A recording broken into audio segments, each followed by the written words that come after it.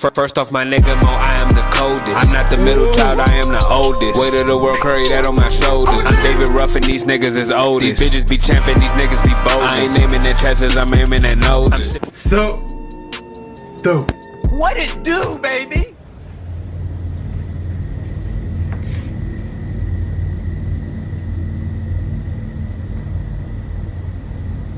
Alright.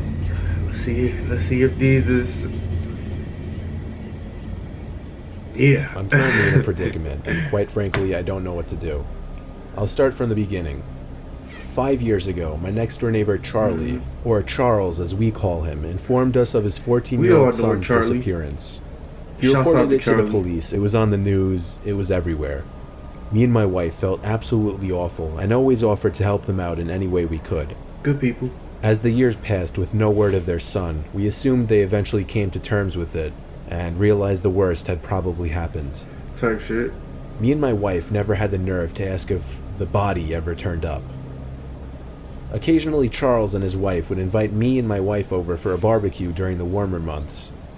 We noticed neither of the two were ever the same since their son had gone missing. Charles' wife Kathy was always quieter and more reserved, and Charles just seemed more awkward and nervous, both understandable to a certain extent. Okay. Fast forward a couple of years later to just last week. Charles came over to me when I was taking out the garbage and asked to borrow a shovel. Without hesitation, I ran to get him my best shovel, not asking why he needed it. Okay. He thanked me and said he just had to do some work in his backyard and he'd get it back to me by tomorrow. He then disappeared into his backyard. Where I'd be like, is it snowing? I went inside, and when I was by one of my shovel? upstairs windows that has a clear view into Charlie's backyard, I could see he was digging out a really big hole in the ground. Okay. He seemed to be struggling a bit. He's 56 after all. I figured I'd go grab my second shovel and help him out. As I entered his backyard and called his name, he looked up from what he was doing, dropped my shovel, and hurried over to me, saying, No, it's okay, Tim, I got it. Please, just leave. I said, what's wrong with you? It's not a big deal. Mainly because of his bizarre reaction. He told me I will not allow you to use that shovel in my backyard, and then pointed to the gate as if I were a dog. I was so taken aback by how he was acting that I just left without we saying already another know word. what happened, bro. I went upstairs to spy on him through the window. He was digging the hole for at least another half hour. When it finally looked like he was done, he started looking around, like up high at neighboring houses as if to check and make sure nobody was watching. And then, before I could think to hide, he spotted me at my window. Oh shit. All I could do at that point was casually walk away. Damn, I wish this He's was, up to something. I wish this was I an wanted to find out animation. what. I continued to look at his backyard every so often, We might have but to he watch wasn't an digging animation anymore. next. I figured he knew I was watching now and would wait A until it horror was dark out. animation or something. And I was exactly right. At 1:30 in the morning, I heard the sound of a shovel hitting the dirt outside. Or another alter video. It was too dark to see anything from my window now, so I snuck outside quietly and looked over the fence in the backyard. I could see him digging loud and clear now. Okay. When he went inside his house, I took that opportunity to sneak into his backyard and take a look at what was in the hole he was digging. The moonlight alone revealed a small piece of a black garbage bag protruding from the dirt at the bottom of the hole. I looked at his back door and back at the hole. I did this 3 more times, deciding whether or not to see what was in the bag. Bro, you already In made the your end, I mind decided up. to run back to my backyard. And it was a good thing I did, because he came back outside seconds later. But he wasn't digging. In fact, he disappeared to the other side of his house and didn't come back. I went back into my house and quietly got back into bed, trying not to wake up my wife. The next day, the first thing I did was look out my window to see that the hole in the ground was completely patched up in Charles' backyard. I also noticed that his SUV was parked in the street now instead of his driveway. I don't know what happened throughout the rest of that night. Very nosy. But I'm disturbed Very to nosy. think that what was at the bottom of that hole might have been his son's body. Oh. For all I know, he dug up that hole to remove whatever he had previously buried down there and drive it somewhere else to dump it. This is all Bruh. speculation. Call me crazy if you want. His son? I haven't told anyone, not even my wife. And quite frankly, I don't know what to do. Bro, you just told us. Charles never gave me back my shovel. I'm not going to ask him for it. In fact, he's been avoiding me ever since. And something disturbing happened yesterday. Well, he put you in it, so I by ain't gonna call you coincidence nosy. happened to look out my I mean, you window kinda across to nosy. Charlie's house and caught him standing at one of his windows looking into mine. Ooh. When he saw me, he shut his blinds, and that was in the middle of the day. I have no idea what to do, He but should've I'm honestly waved. terrified. That's what he should have did. That got a little, you know what I mean? Switched up the mood at the end. That was interesting. I've lived in 3 houses in my life, 2 with my family and my current house by myself. We lived in the first house for the first 15 years of my life, and the second house the next 7 before I moved out to my current home. This experience happened in my first home when I was 15, within the last few months of my family living in that house. I don't remember my family ever being really friendly with the neighbors. In fact, there were 2 kids living next door with their dad that me and my brother had only talked to maybe once or twice our entire lives. As bizarre as that is, though we did know both of their names, Eric and Todd. One day, me and my brother, who is 5 years younger than me, were outside playing basketball in the driveway. That was when one of the 2 boys next door, Todd, came outside and walked over to us, initiating a conversation. I don't remember what we said to each other quote for quote, but I remember the first thing that he asked us was if it was true that we were moving. As the older brother, I did most, if not all, of the talking. Todd was probably the same age as me. I never actually asked. By the end of the conversation, he invited me to come with he and his brother to shoot BB guns by the river in the woods down the road the next day. I agreed since it was the weekend and I didn't have anything going on anyway. Down by the lake. My little brother asked if he could come at the last second, not under Down the assumption by that the he was lake. automatically invited as well. Todd said yeah and then walked away. Late the next day, around an hour before dusk, Eric and Todd rang the doorbell. We were quick to answer the door because our parents didn't know that we were going out to shoot BB guns. Oh, I can't wait Walking to down the shoot that sidewalks switch. with Todd and Eric decked out in camo gear and carrying a duffel bag of BB guns was really strange. The level of seriousness these 2 clearly had in this was really weird to me and my brother, and we kept meeting eyes, holding in our laughter a couple of times because of They it. about to shoot shit up. We got to the woods having spoken very few words. I could already tell these 2 were kids of few words. Maybe why we hadn't met them officially until that point. Todd dropped the duffel bag onto the ground and unzipped it, while Eric aggressively snapped a branch off a tree and threw it into the river. Me and my brother looked at each other again, this time not finding it as funny. Todd pulled out a couple of guns and handed them to me and my brother, and that's when Todd dropped the bomb and told us they were real guns. Eric grabbed a loaded gun from the bag and began firing at trees across the river. When I realized he wasn't joking about the guns being real, I was in a mix of anger and confusion.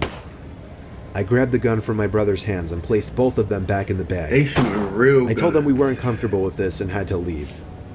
Eric stopped firing, and they both looked at us with expressions that seemed half angry. It's like, you gonna be a bitch? One of the 2 boys yelled a curse word at us as we You were gonna be a walking bitch? away. I always had a feeling these 2 were bad kids, but this confirmed it. That's what they said. I told my brother not to speak to them anymore for the remainder of our time living there. We told our parents at the dinner table that night that they were really weird kids, but we didn't mention the gun thing.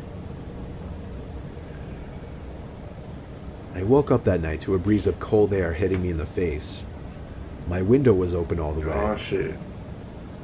I felt something hard press up against the back of my head as I was looking out the It's window. like, no. And somebody No behind Diddy. me going, shh.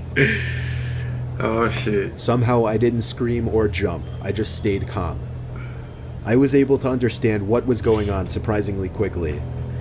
I heard Todd's voice in a whisper behind my head.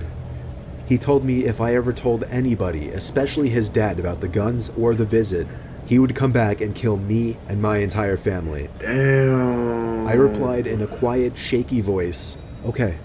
That man. He pushed my head with his that gun man before went in leaving your through my window. and Every grabbed night up on you, thereafter for bruh. months, That is I would catch either crazy. Todd or Eric at a certain window of their house, looking into either my Like- or my brother's room. Their behavior became more and more strange as we got closer to the date of our move. Just pointing. Just a week before we moved, a rock was thrown at my window one night at like 1 a.m. I opened my window and saw Todd aiming a pistol up at the window. and feeling like I was about to die, I dove for the ground, only to hear the two boys crack up in laughter. I heard one of them refer to me as a fucking retard. Oh.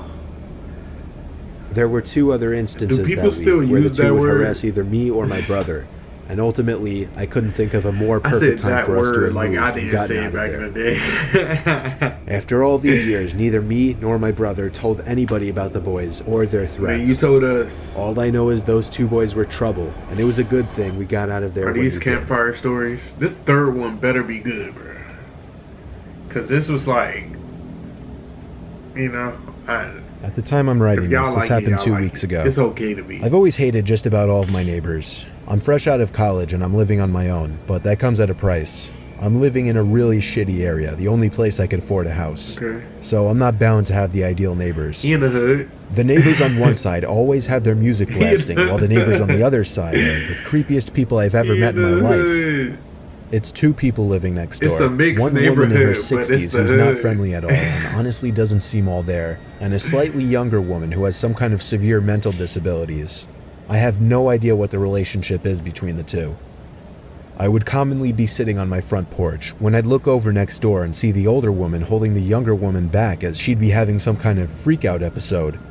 She'd have her arms crossed and she'd quickly rock back and forth while screaming and making noises.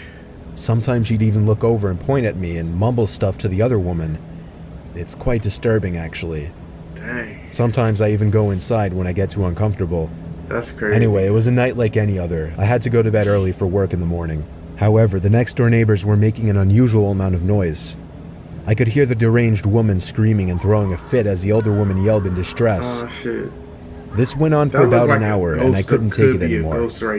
I marched over to the house next door and banged on the door. But I know it's not. The older woman answered and greeted me with a "What the hell do you want?" I asked as politely as I could to keep the noise down. In response, she raised her eyebrows and tilted her head down, clearly annoyed by my request. I would have been like... Just then, the younger woman entered the living room, screaming, "How dare you," repeatedly. The older woman held her back from approaching me, and then slammed the door in my face. I had no idea what just happened, but I felt like I didn't accomplish what I came there for. I walked back to my bed in defeat. However, I realized they had finally gone silent next door. I was able to get some sleep at last. And then you heard pew pew pew. Well, I woke up, feeling like the night went way too fast. I looked at my clock and saw that it was only 3 in the morning. My head fell back into the pillow in relief, but pretty soon, I thought I could hear something come from downstairs. I got out of my bed and went over to my door just to make sure I wasn't hearing things. When I didn't hear any other sounds, I went back to bed.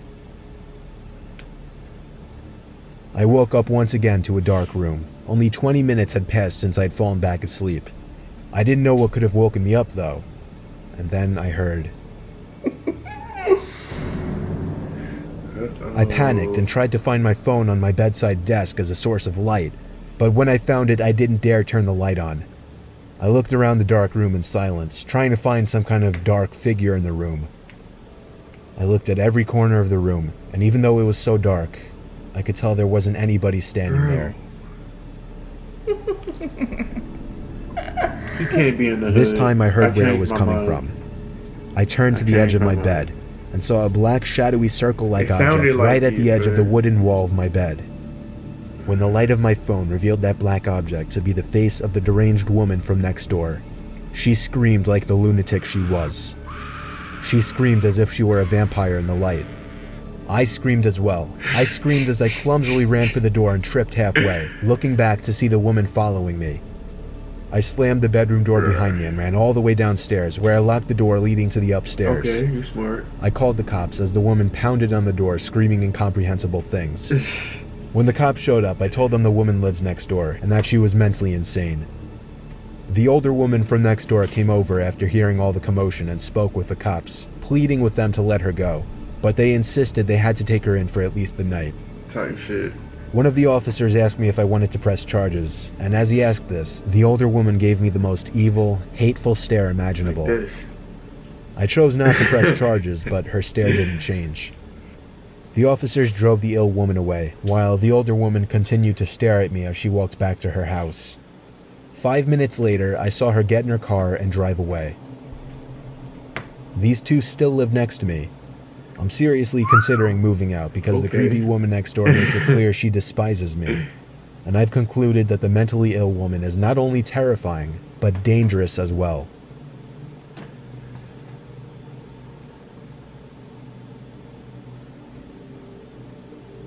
One, why are these people's doors unlocked or the windows wide open and all that? Like, I don't understand where the areas are. I feel like these videos need to explain where they're at, who they are. I don't want to say it. The kids' windows was wide open.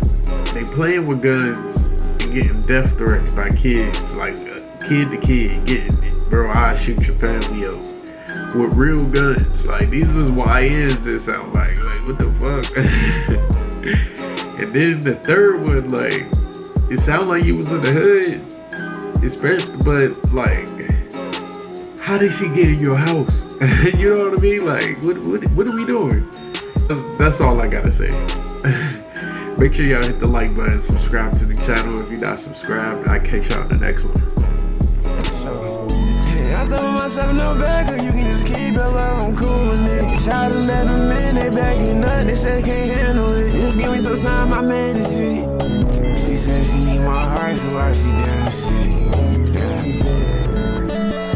That's how the game slide. Yeah, sitting there photo, cool, that's how the game slide. Yeah, sitting there photo.